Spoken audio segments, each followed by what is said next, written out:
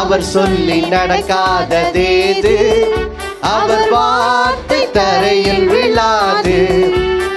சொன்னதிலும் அதிகம் செய்வார், உன்னை நன்றியுடன் பாடச் செய்வார். தொடர்ந்து துதி செய் மனமே, உன் மீட்பர் உயிரோடு இருக்கின்றார். தொடர்ந்து துதி செய் மனமே. அருமையான தேவ பிள்ளைகளே, கொடைக்கானல் டோர்னுடைய அடுத்த செய்தி இது. கொடைக்கானல் லேக் பக்கத்திலிருந்து பேசுகிறேன்.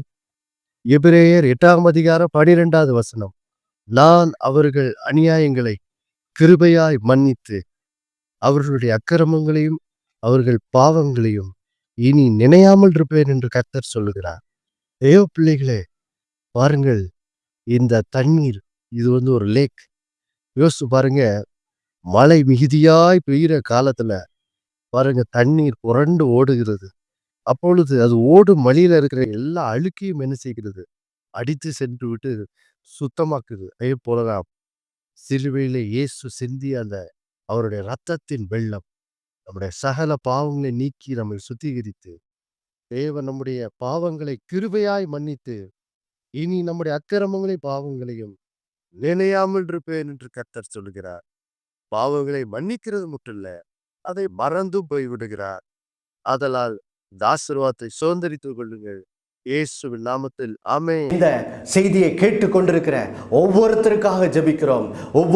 ஒவ்வொரு குடும்பத்தினருக்காய் ஜெபிக்கிறோம். ஆண்டவரே, கர்த்தாவே, உமக்கு ஸ்தோத்திரம். பரிசுத்த ஆவியானவர் இந்த நாளிலே இந்த வார்த்தையை கொண்டு உம்முடைய பிள்ளைகளுடைய இருதயத்தை நீர் தொடுவீராக.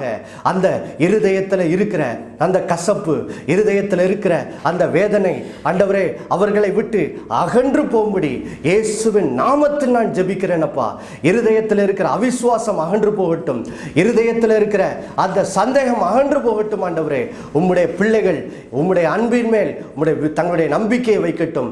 ஆபிரகாம் போல உம்முடைய வாக்குத்தத்தத்தின் மேல், உம்முடைய உடன்படிக்கை வாக்குத்தத்தின் மேல் விசுவாசம் வைக்கட்டும். ஆண்டவரே, இந்த அன்பை பெற்றுக்கொள்ளும்படி தங்களை தாழ்த்தட்டும். அப்பா, அதன் மூலம் இந்த வாக்கு தத்தத்தின் நிறைவேறுதலை அவர்கள் விசுவாசித்து பெற்று இந்த நாளிலே தங்களுடைய வாழ்க்கையின் நெருக்கங்களிலிருந்து விடுதலை பெற்றுக் கொள்வார்களாக.